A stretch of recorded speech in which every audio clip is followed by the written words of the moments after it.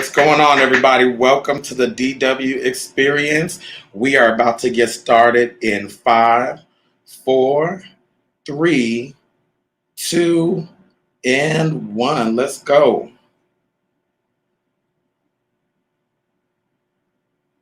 There we go.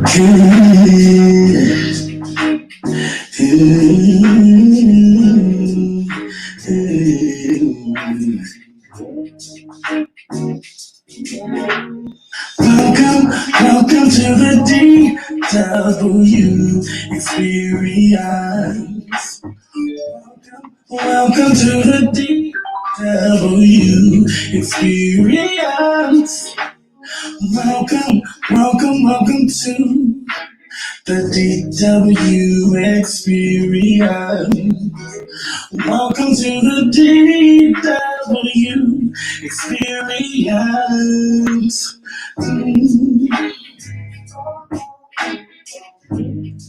What is going on, everyone? What's going on? Welcome back to the DW Experience. We are on episode 12, and we are just getting better and better. Listen, before I get started, I just want to say I know the numbers are going down, and here in Las Vegas, pool season is opening up. But listen, coronavirus is still real. So do me a favor, make sure you mask up, wash your hands, and just, keep being careful out there, all right? Because I love y'all, and I want to see you when the world opens back up. If you haven't already, make sure you follow on Instagram, on YouTube, on Facebook at the DW Experience, and it doesn't cost anything to just click like and share. So you can like on the YouTube, build those numbers up, go to my Facebook, the DW Experience. And how y'all doing? How's everybody doing out there? I hope everybody's having a great week. All right, now let's get into the show. My guest tonight, I'm really excited. She has been singing since the age of 7. Her music recording career began in '99, and her first studio album, Love Letters, was released in June of 2001. From EMI Gospel, y'all. Nominated for Urban Album of the Year, 2002 Gospel Music Award Dove Awards, and Best Gospel Album, and winning Traditional Gospel Song of the Year at the Covenant Awards 2006. She is a Triple Crown winner of the Canadian Glass Awards. I'm going to play a video, and after this video, y'all, welcome to the stage the talented and the beautiful Londa Larmond. I just want to play this really quick.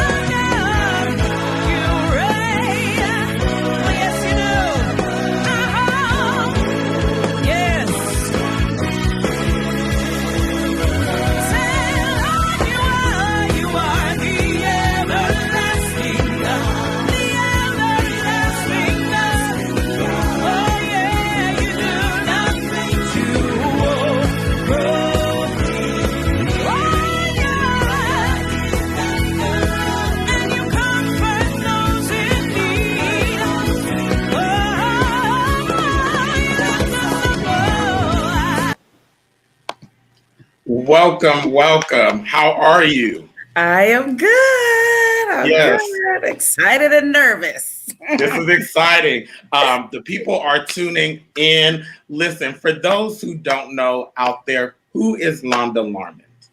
Right. Who is Londa Larmond? Londa Larmond was born in Toronto, Canada. I am a Canadian citizen. I am a mother of 2.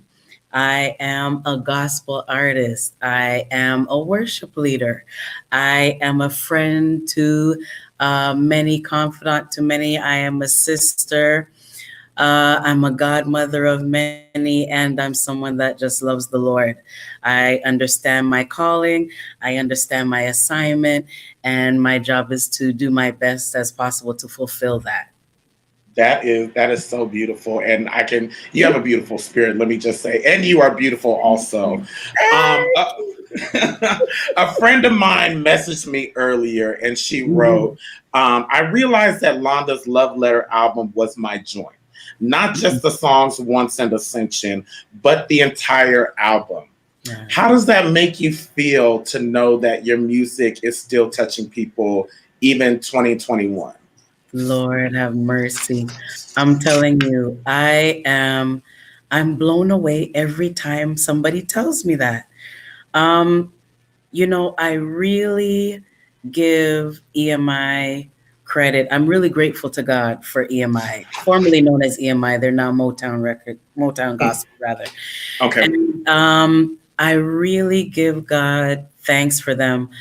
Regardless of the fact that I'm no longer with them, they did a fantastic job introducing me to the world, especially the American market. I'm really grateful. Many have not had that opportunity and that exposure, and many wish they could have that opportunity and exposure. And the fact that how many years later, like a decade later, the songs are still ministering to people. I mean, to God be the glory. I'm just humbled by it. I still get messages from people all the time on social media, similar to what you just read, where they say the same thing. And I just give God thanks. I mean, what else can I say except to God be the glory? I love that. This is why we do what we do, is so that people are ministered to, people are blessed, people are encouraged, people are healed, people are delivered. They feel that they can go through whatever situation it is that they're going through. And so to know that even now the songs are still relevant to them and they still are blessed by it, I mean, what can I say, sir? What can I say? Yeah. So I want to start right there since you brought it up. EMI, Mhm. now known as Motown Gospel, Yeah, introduced you to the world and, in yeah, particular, into the States yeah, music market. yes, A lot of times, and a lot of people know I'm Canadian also. yeah. We know about the big stars, Celine Dion, we know Drake, we know The Weeknd. Is there a difference between like the Canadian gospel and American gospel? And I know I can imagine, I don't know for sure, but I believe there's many Canadian gospel artists who we have not heard of. Why Listen. why why is that? Oh Lord. Oh, oh, inquiring my inquiring minds want to know, why is that? And if I can be honest, I know that some of us are a little just annoyed with that. Like we don't know what to do. And as you mentioned, all of those big artists, for the most part, in order for them to be recognized the way that they are now, it's like they had to move. And Mhm. it's such a shame. Like, we don't have the industry here that the States has where we can get that exposure and be recognized.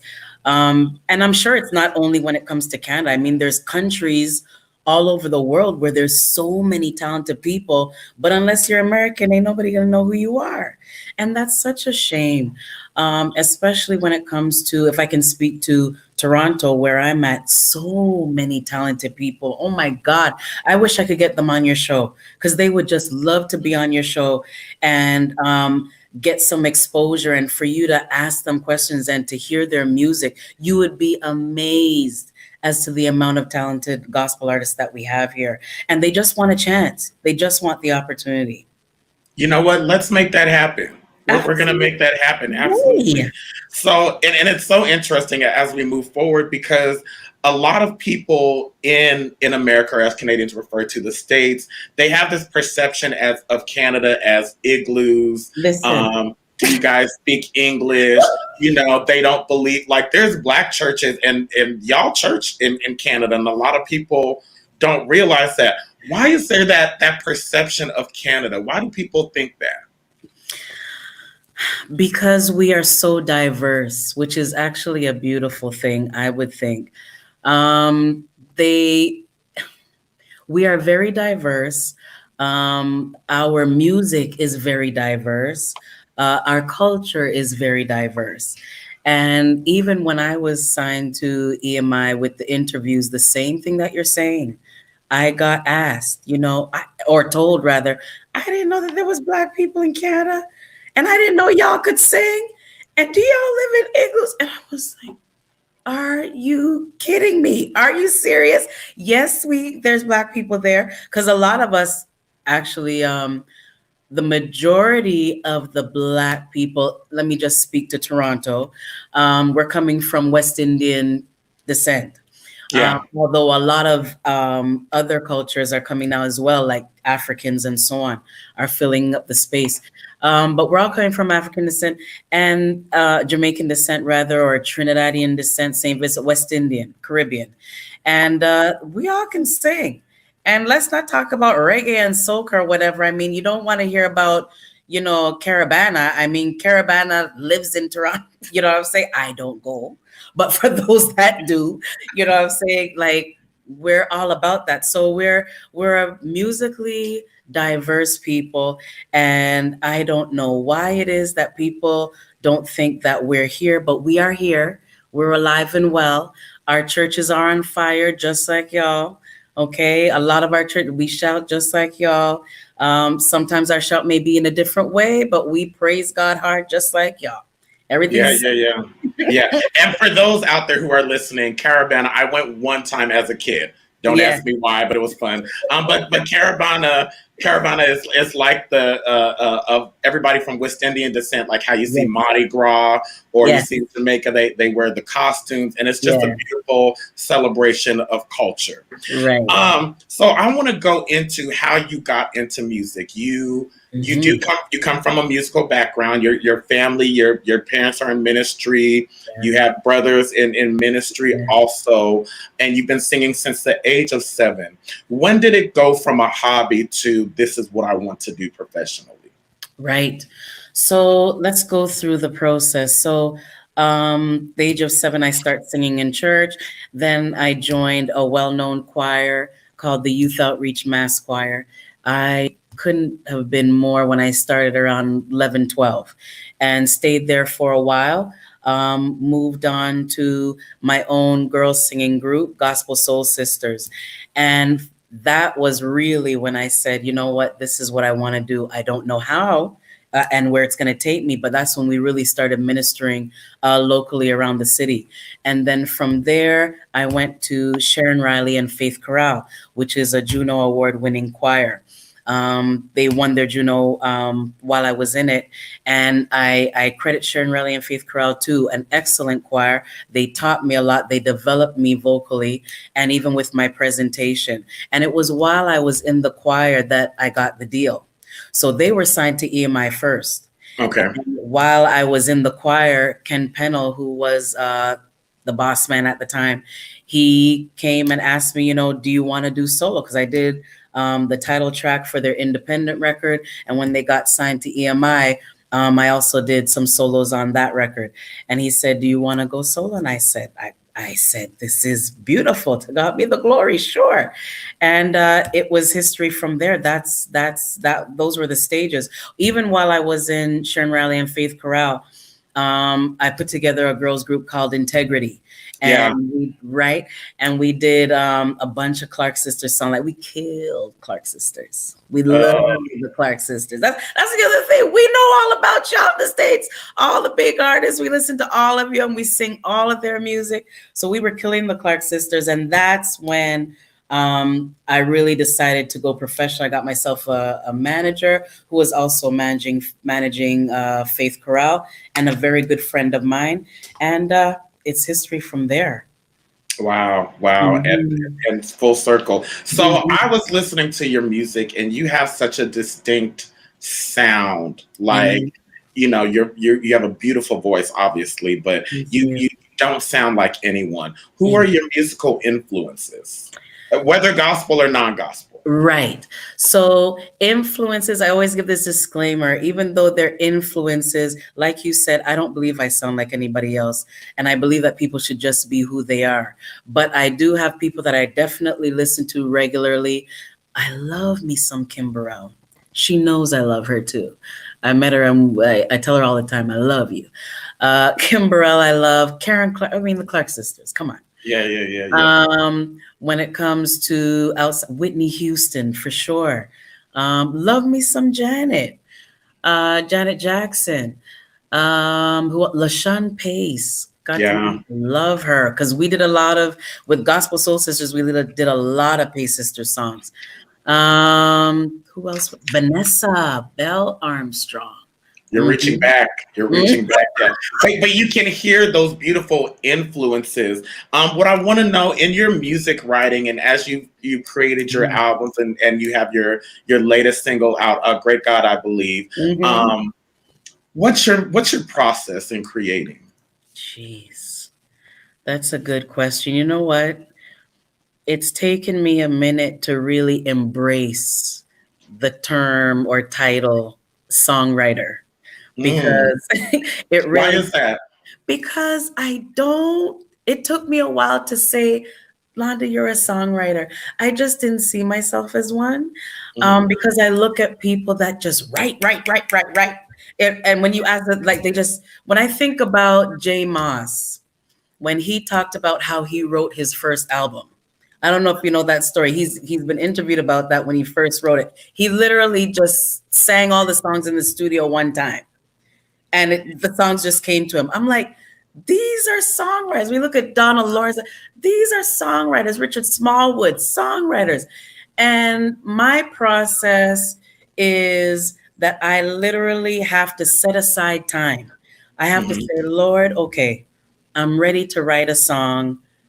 Please give me something. I'm not one of those that can just write. To do that, I'm coming up with garbage.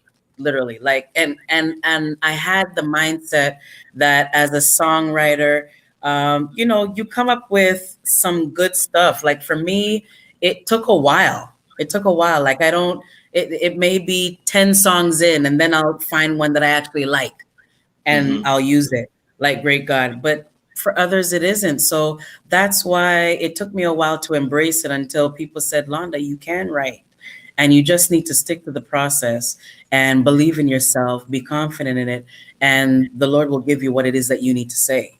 So I'm still in the process of accepting it, but I'm getting there. I think that's really great to say, and I appreciate your transparency because I speak with a lot of artists and up and coming artists, and one thing seems to be a common theme is having belief in yourself, accepting your gift, accepting as a singer, as a songwriter. I find a lot of times people are humble, which there's nothing wrong with being humble, but if you've been signed to a label, if you have awards, if you have the evidence to show of your work, that's something to be proud of. And I find a lot of artists shun away from that as if it's something bad to express what they've done. Have you found that for yourself as an artist? Like, was there a time where you felt, it was not good to brag about what you've done or what you're doing? You know what it is, and I totally hear what you're saying. You asked some good questions, by the way. Thank you. Yes, you're doing very well. You know what it is? It's that there is such a fine line between, remaining humble and not exalting yourself. It's so easy to cross that fine line that I believe for those of us that, as you say, would shy away from it, we're just very careful not to cross that line. And I would rather, it's better you say it than me. That's the way that I see it. Better you say it than me. And I just don't want to, because I've seen when people cross the line and they think that, what they're saying, there's nothing wrong with it. But the more they start to talk about what they've done and exalt themselves, it then becomes arrogance. And I feel like when you get to that point, it's hard to pull back. Not that it can't happen, but it gets a little bit difficult. Okay. And so I'd rather just stay on the other side where I'll just stay humble and, sure, it'll be mentioned, but to say I'm going to talk about it and I'm gonna be the one to talk about it and stuff. It, I'm just careful. I'm just really careful with it. It's better somebody else talk about it and I'll receive and I'll embrace and say, yes, that's so, but that's about it. And make sure that God gets the glory from it. That's really good. That's really Yeah. good. So I want to go to your career. You were signed to EMI, now Motown Gospel. Yeah. You've had these great successful albums, Mhm. and from what I'm seeing, it just kind of seems like you. I don't want to say disappeared, but You could say it. it's like we didn't hear from you. It's like where'd she go? What happened? So I and you can tell the story. You what happened? Okay, so during that time, back when I was signed to EMI, everybody was dropping everybody if you weren't Kirk Franklin, if you weren't Mary Mary, and selling, how many thousands of records you need to sell. Mm, It was supposed to be back then, a lot of record labels were saying that they were about developing artists, but at the end of the day, at the same time, they still want their money. So when you are not recouping what they need or selling the amount of albums that they need for you to sell, everybody was getting dropped. It didn't matter who it was. Big artists were getting dropped because, Karen Clark has been on so many different labels, right? Other artists, Darwin Hobbs was on my label at the time. He had got dropped. Who I forget his name. Mr. Campbell. Oh, I can't remember the first name. Starts with an L. But he got dropped. The choir, my choir too, Sharon Riley and Faith Crowd, they got dropped. So many artists got dropped. Kim Burrell at one time was on a label that got dropped. So that's what happened there. And then when you get dropped, it's hard to get picked up again, especially like what we talked about before as a Canadian. yeah. So that was my issue. And I didn't know really if I wanted to be signed to a label again because of what had happened. Because it does take time to recoup.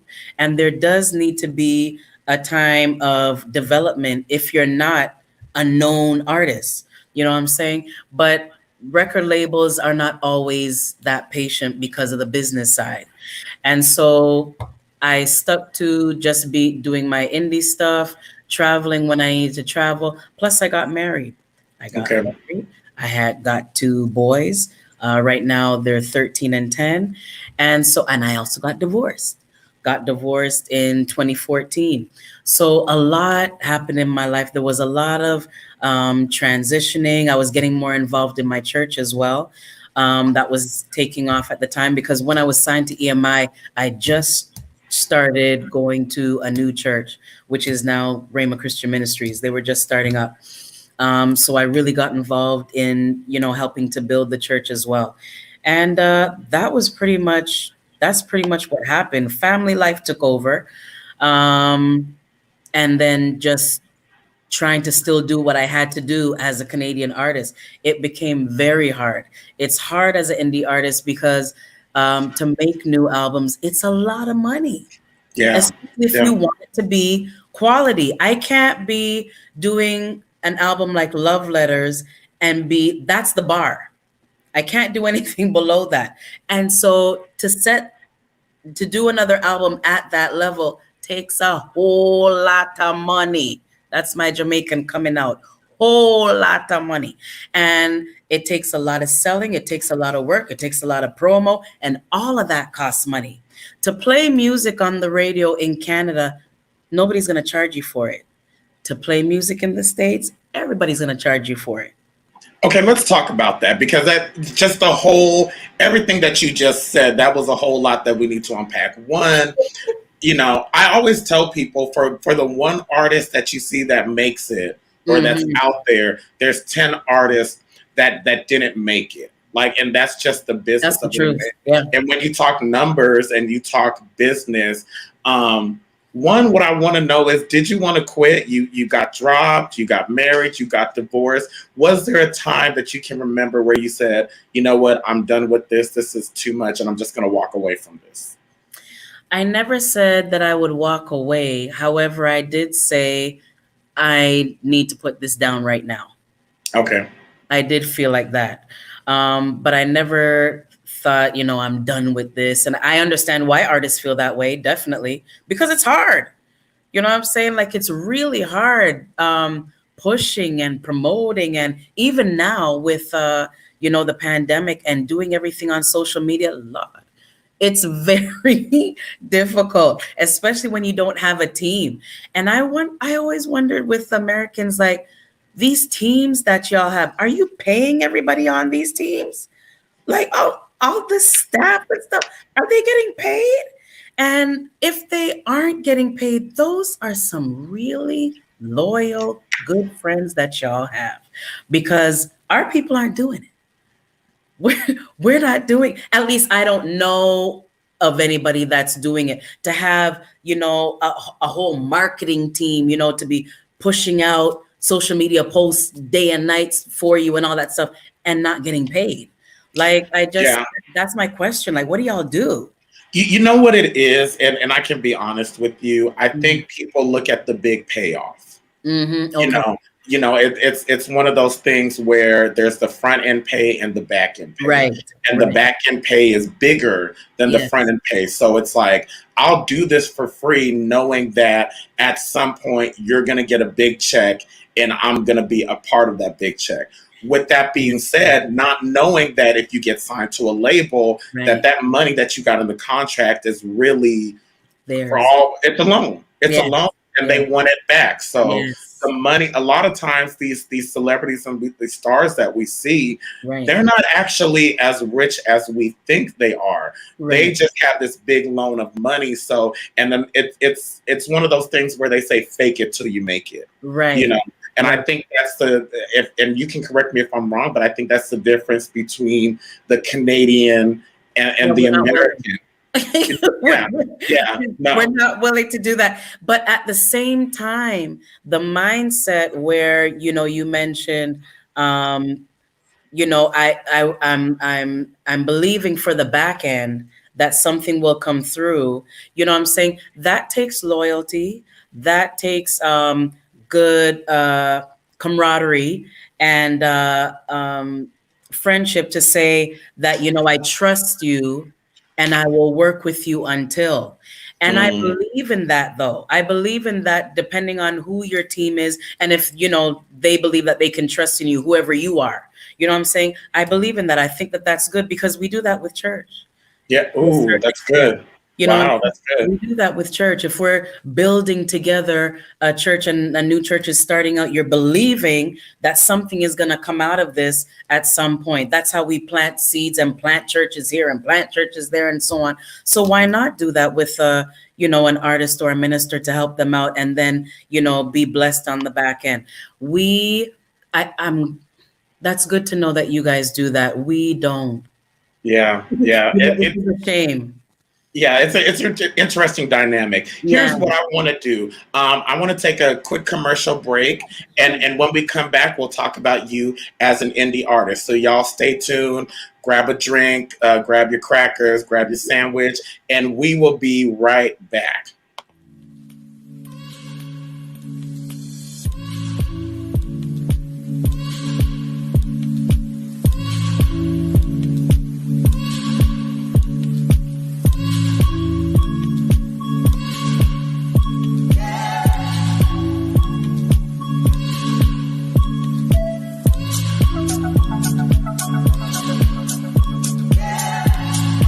Artist, business owner, entrepreneur, looking for a new way to promote your business? Look no further. Hit me up at the DW Experience 702 at gmail.com or just DM me. We're waiting on you.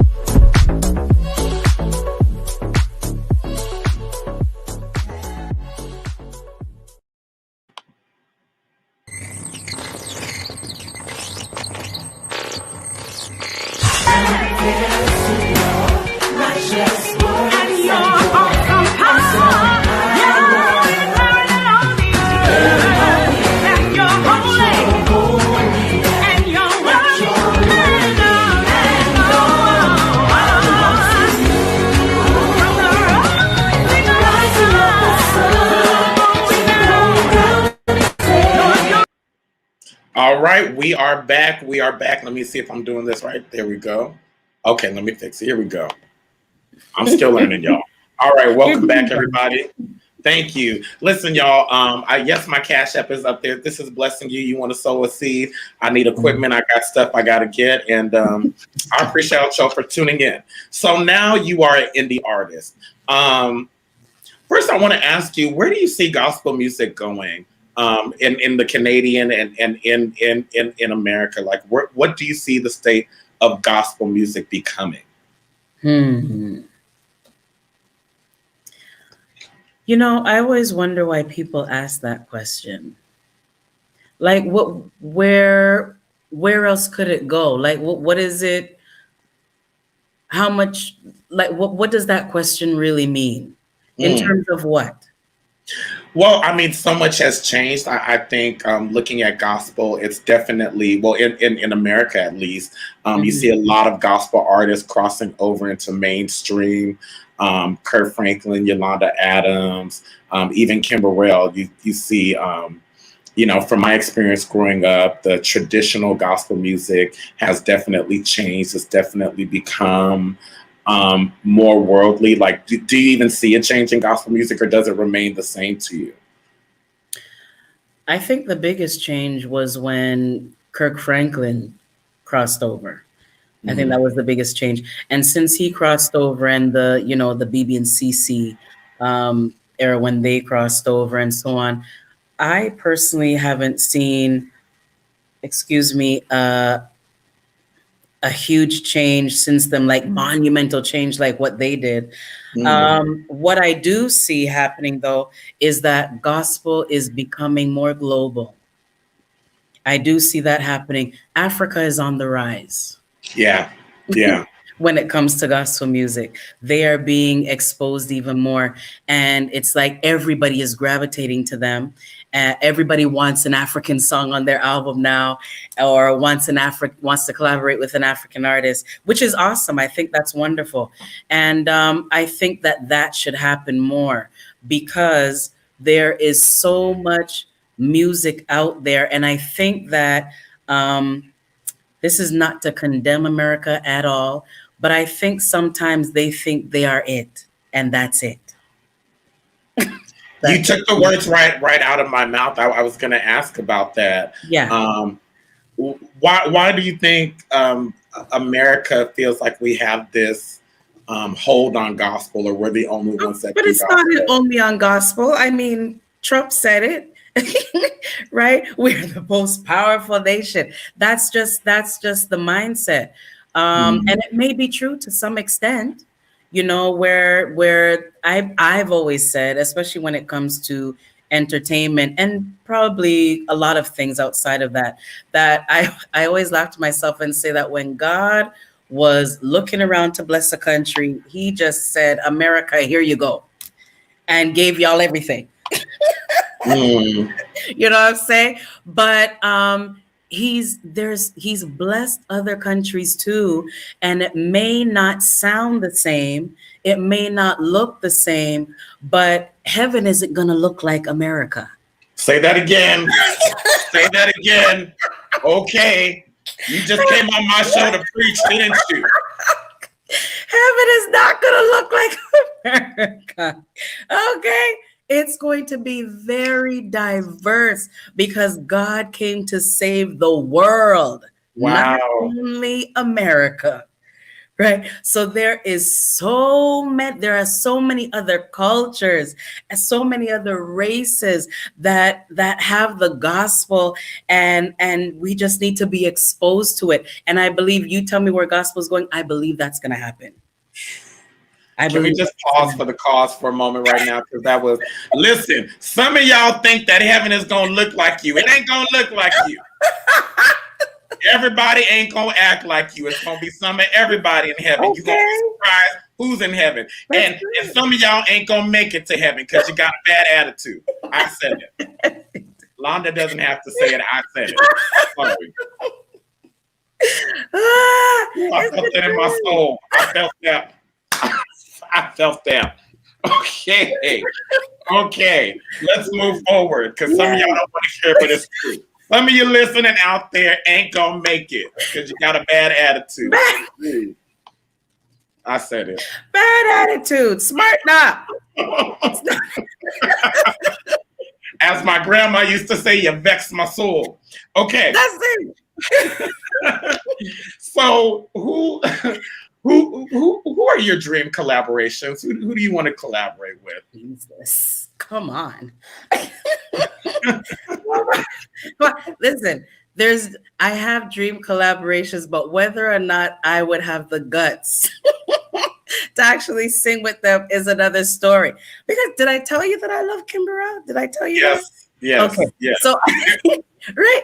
I love Kimbra. I would love to do a collaboration with her. Whether I'd actually have the nerves to do it is another story. Because she's going to do all her stuff and then I'm just going to stand there. Anything is possible. And let's just put it out there that you will have the guts to sing with Kimbra and that it will happen. Amen. Amen. I would love to do a collaboration with Kiara Sheard. I love her. I would love to do a collaboration with Tasha. I love her anointing. She's just powerful. At the end of the day, she's just powerful, period. You'll know them by their fruits and their efficaciousness, the efficacy of their ministry. Her ministry bears fruit. Doesn't matter what you want to say. People say little things here, they say other things there. The woman is anointed. She's powerful, and I would love to minister with her. That would be delicious. That would be delicious. I want to ask you all, like you're a worship leader also. Yes. What's the difference? First of all, what is worship? What is worship? It's a function of the heart. It's not the music. It's not the music that you play. It's not the songs that we sing. It's a function of the heart, and then it's manifested outwardly, right? So it's a lifestyle. We've said that. Sometimes it sounds like a cliche, but it's not a cliche. Worship is a lifestyle. And so when I sing, I am singing what it is that I've lived. That's what I'm doing. And when it comes to being a worship leader, I can't take you anywhere that I haven't been. And worship leaders should know that the experience that they want to bring people into, they have to experience that on their own, in their home, in their car, on the bus, as you're walking, wherever. That's an experience that you have while you're at home. And it starts there. And then as you go forward before the people to minister, you can bring them to the place where you've been and then have that encounter with the Lord. A lot of times services are dead and dry. You feel nothing because you're trying to take me somewhere where you haven't been, and you have no power. You have no authority. You haven't done nothing. You haven't done nothing in the week, haven't spent no time with him. Does that mean that I always do that? No, because I'm human too and I jack up. But for the most part, I understand that I have to spend some time with this person. I have to get to know this person, an intimate moment with him. Intimacy. Intimacy. Intimacy. That's good. Right? That's really good. Is there a difference between worship and being a recording artist? Absolutely. A worship leader and a recording artist? Yeah. Yes. What's the difference? Because I some people are great singers, but not necessarily great worship leaders. Right. And I believe but when you say singers, are you talking about artists? Because that's a different story too. Teach me. Let's talk about that. Yeah, no, really, let's talk about that, because a lot of people, you hear a good singer and, especially nowadays, oh, you should be on American Idol. Yep. You should be on The Voice. You need to be signed to a label. So what is the difference between an artist, a singer, and a worship leader? Okay. So first of all, singers, let's just talk about the States because y'all are blessed. Singers are a dime a dozen in the States. Facts. Facts. That's facts. There's janitors that can sing circles around you. You know what I'm saying? Facts. So there's singers all over the place. Doesn't mean that is what your purpose is and that's what you're called to do. You know what I'm saying? So there's those people, singers who can sing. Maybe they're supposed to be BGVs or whatever. Doesn't mean that you're called to be on the platform of an artist. An artist to me has the whole package. Okay, and BGV is background vocalist for those who are listening out there. Yes, sorry, background it's okay. for BGV. So the artist has the whole package. What do you mean when you say that? Whole package. They have the vibe, they have the presentation, they have that it factor. They can also sing. They know how to present and execute. And even if they don't have all of that together right away, they have the it factor where it can actually be developed. You can see that this is somebody that's, called to be an artist. Now, can artists and worship leaders be the same person? Absolutely, they can, but they know the differentiation. So the worship leader is specific. The worship leader is the one that leads people into worship at a given, any given service, wherever they're assigned. And that is their job, to bring the people into an encounter with God, into the holy place. There is a specific assignment on them to lead people into worship. The reason why it's also different between an artist, although two can be the same person, but sometimes it's not that way, is because there are worship leaders that can't really sing that great. Yeah. But their assignment, when they take that mic, regardless of how their voice sounds, the anointing, that gift of leading worship, and that mantle that they have of leading worship, they will bring everybody to their knees. That's good. That's really good. Everybody to their knees. And so that's why there's a difference. Now, the artist, that person, like I said, they have the whole package. They sing really well. They know how to connect with their audience. They know how to present. They know how to work the stage and blah, blah, blah, all of that. But the worship leader's assignment. So even when it comes to worship leading, you're not supposed to see me. You should see him.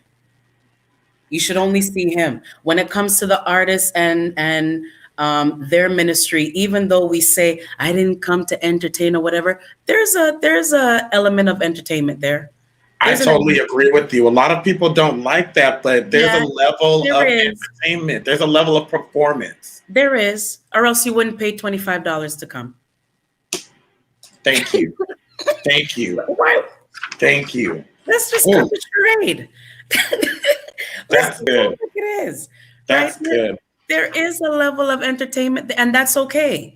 Right? Because that's what I am ministering to you, but I am putting together a show.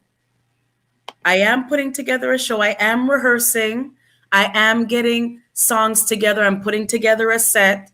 And so there is an element there of entertainment for you. So when you're coming, don't get mad at me and say, I'm performing, or say we shouldn't say that. Yeah, there is. But at the end of the day, my mandate is still to minister to the people. Very good. That's really good. That's really good. Okay, so I want to switch it up a little bit. I want to get a blind reaction. I'm going to play a video, and then we're going to play a little game called Truth or Sing, where I'm going to ask you a question. You can choose to answer, or you can sing a song as I give you the directions. I pray I answer every single question. We're talking about worship and performance and ministry. I saw this video. It's been floating around, and I want to get your reaction to this video, okay? This is a praise and worship leader here in the States. I feel the rain. It's raining all over me. I'm moist. Call and response, I said I'm moist. Good God, I'm moist. Yes, I am. Rain all over me. I'm saturated. I'm saturated. I'm saturated. I'm saturated. I'm saturated. Yes, I am. I'm saturated. Yes, I am. Yes, I am. I'm damn. I'm damn. not the worship leader.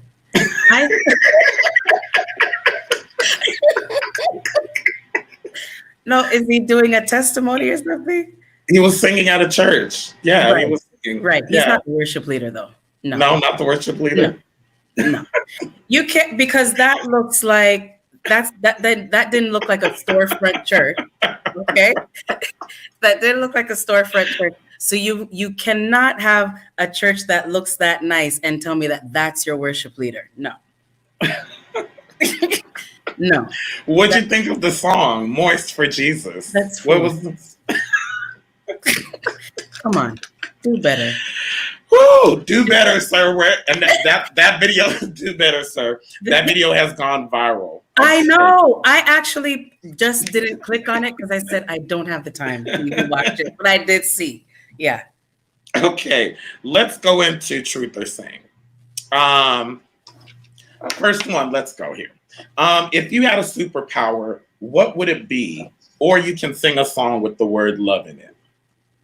Love, a word that comes and goes, but few people really know what it means to really love somebody.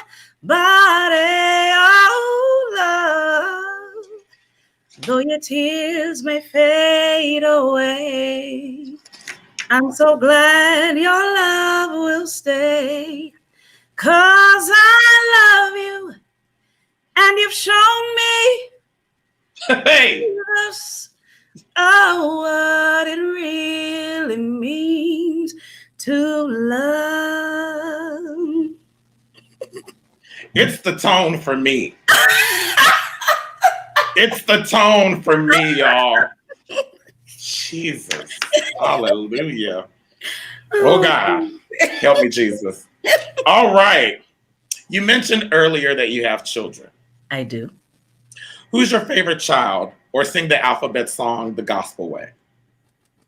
I don't have a favorite child. That's not fair.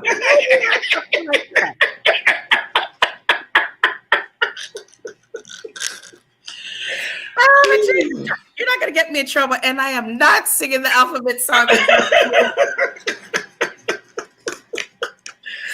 Oh God, that just made me weak. Wow, that is hilarious. Okay, she's not singing the alphabet song. No.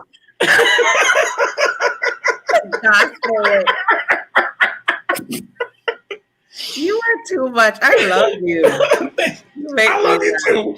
Okay, name an artist that you had a terrible experience with, or sing the Canadian national anthem. Yeah, because I've never had a terrible experience. Oh, Canada, our home and native land, true patriot love in all our sons. They changed that, but I forget what it is. Command. With glowing hearts, we see thee rise, the true north, strong and free. From far and wide, oh Canada, we stand on guard for thee. God keep our land glorious and free. Oh, Canada, we stand on guard for thee. Oh, Canada, we stand on guard for thee.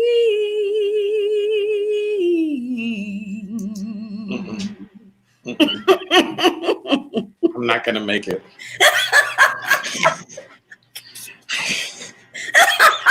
You're just terrible. I wasn't like you can. I mean, I know you can sing, but you make me want to cuss. You can sing. It's the tone for me. And then you hit that bottom note. You hit the bottom note. I heard it.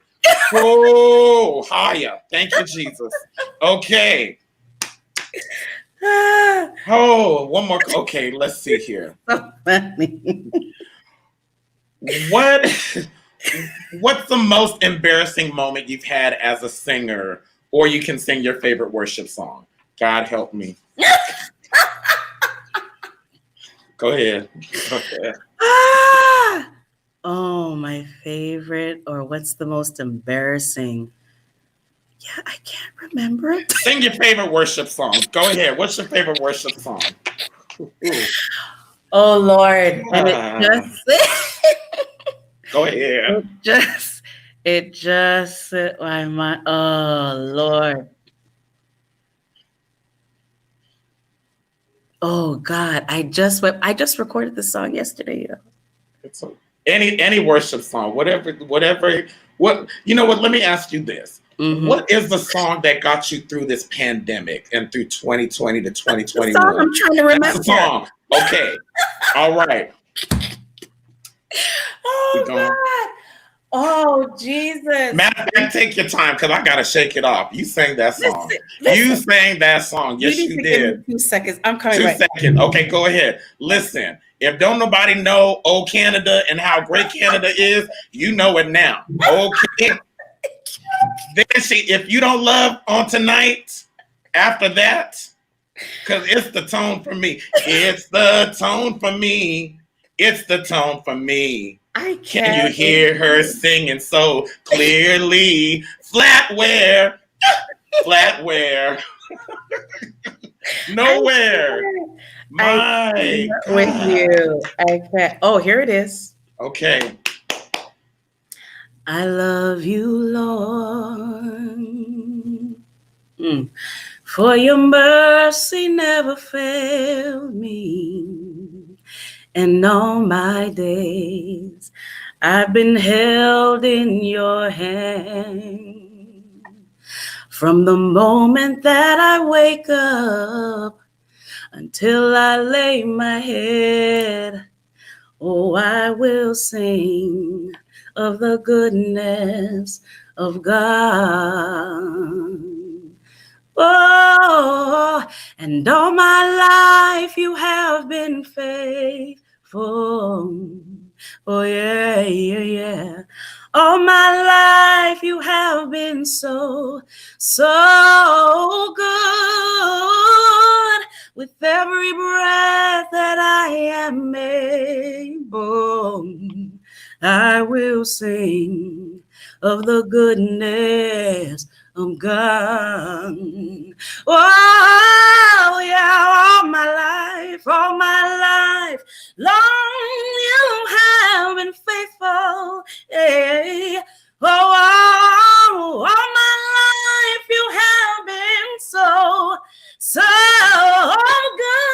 Oh, Lord, with every breath that I am able, oh, I will sing of the goodness of God. Hey, I will sing of the goodness of God. Oh, I will sing of the goodness of God. Yes, Lord.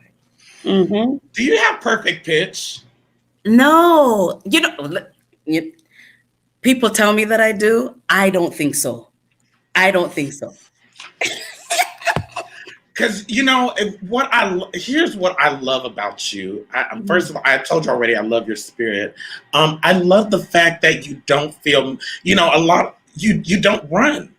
You just sing, and a lot of artists feel pushed to have to be like Kim Burrell or be like Karen Clark, and your tone and the way you sing. Listen, if I wasn't doing this show, and some people know it out there, I'll be on this floor crying out to God because you move me to that. Your voice just absolutely does that. Where did that come from?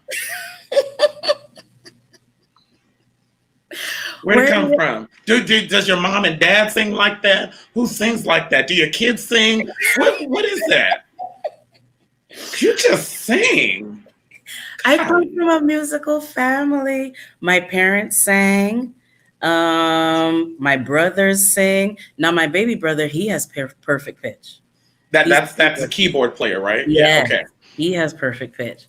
And I got a lot of family all over that sing. I have family in the UK that sing, family in the States that sing. We're just a musical family.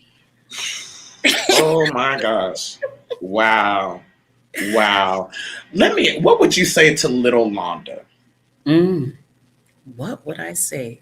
About what? Just where you are now. What advice, and let me ask it also to the young ladies, to the little girls who aspire to be like you, to be in the industry. What would you say? What advice would you give? Don't be so hard on yourself. Don't be so hard on yourself. You're going to be okay. And you are great the way that God made you. So when you say to me that, you don't try to be like anybody else, you just sing. Just sing. Just do what it is that God wants you to do. Whatever your gift is, use it to the full measure, whatever that looks like. And love it, embrace it. Because you are uniquely you. He has made you unique. You're not supposed to be like anybody else. You're not supposed to sound like anybody else. You're not supposed to look like anybody else. That's good. It's who he has made you to be. That's good. Wow. Oh, as we come to a close of this service, and I gather myself, what is the legacy that you want to leave? How do you want to be remembered when it's all said and done? Yes. God, you are so good. I got to get other artists on here with you. I was just about you giving my contact information. Yeah. It's a done deal because it's, we going up. That's all I'm saying. Like episode 12. I know y'all out there, and let me just pause right here. I know y'all listening. I know some of y'all out there listening and not liking and sharing. I see you. I see you. But let me just tell you that we are going on and up. The DW experience is going to be something. Go up. We're going on up. I just want to thank you. Yeah, thank you. To God be the glory. I just want to say. Okay. Questions. How do you want to be remembered? What is the legacy? Listen, that I loved hard and that I gave God everything that I had. And I loved the people of God. Whether believers or non-believers, I love them all. Sometimes as ministers of the gospel, we're so used to our people and we forget to love on those on the outside. But to be like Christ means to love them all. Love them all. Remember them all. Minister to them all. Encourage them all. And believe God to deliver them all. That's good. And to win them all. And I want to be remembered for that. I want to be remembered for that. I want to be remembered to be somebody that every time I open my mouth, the same things that you said you felt when I was ministering, that everybody could say the same thing. I should never open my mouth and you don't feel something, then something's wrong. Talk about it. That's something's good. Wrong.